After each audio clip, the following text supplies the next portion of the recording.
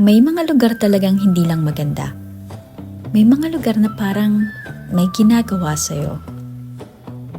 Ganito yung nangyari sa akin sa Siargao. Naks. Akala ko, bakasyon lang to. Walang expectation.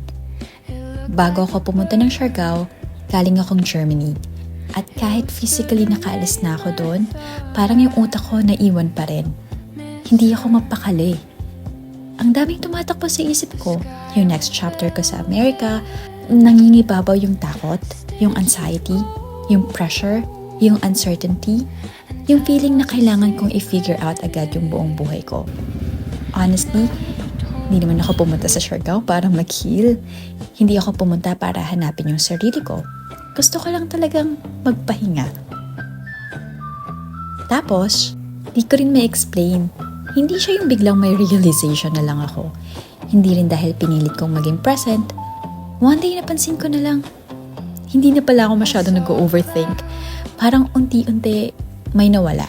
Hindi yung problema. I think yung bigat. Siguro kasi sa Siargao, bumabagal yung buhay. Kapag umuulan, hindi ka may inis, maghihintay ka lang, makikipagkwentuhan. Walang nagmamadali. Kapag kakain, sabay-sabay.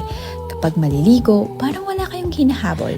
Parang okay lang na maglaro sa dagat buong hapon. Na walang iniisip kung anong oras na. Napansin ko rin, halos buong araw nakatsinelas na lang ako.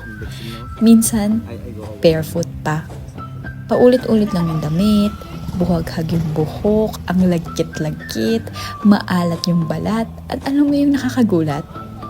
Okay lang. Wala kang pakialam. Kasi wala rin pakialam yung mga tao. Walang kailangang patunayan, walang kailangang i-impress. Parang ang simple lang ng buhay. Pero mas tumatak talaga sa akin yung mga tao. Ang dami sa kanila umaasa lang talaga sa tourism. Yung iba, araw-araw nagtatrabaho, walang day off, yung sweldo, minsan hindi pa umaabot sa minimum wage.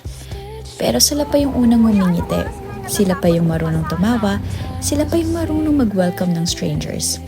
At doon ako medyo natauhan. Ang dali ko palang magreklamo.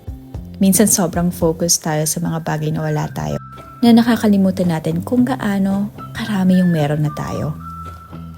Kaya kapag sinasabi ng mga tao na may something sa Siargao, di talaga ako naniniwala dati. Akala ko ino-overhype lang. Pero ngayon, gets ko na. Hindi dahil magical yung island, hindi dahil pagpunta mo doon, mawawala lahat ng problema. Nandyan pa rin naman sila. America is still waiting. Real life is still waiting. Pero parang naalala mo ulit kung ano pa talaga yung importante. Na hindi pala kailangan laging nagmamadali. Na hindi mo kailangan i-figure out lahat. Na minsan, enough na yung masarap na pagkain, yung dagat, yung ulan, yung mga taong nakasama mo dito. Umalis ako ng Germany, dala-dala yung stress. Tumating ako ng Siargao, dala yung takot sa next chapter. At umalis akong mas magaan. Hindi dahil nawala yung mga problema, kundi dahil na-realize ko na pwede naman palang huminga muna. Siguro yun yung something sa Siargao. Hindi niya binabago yung buhay mo. Pinapaalala lang niya na minsan, mas simple lang palang buhay kaysa sa iniisip natin. At baka, yun lang talaga yung kailangan ko noon.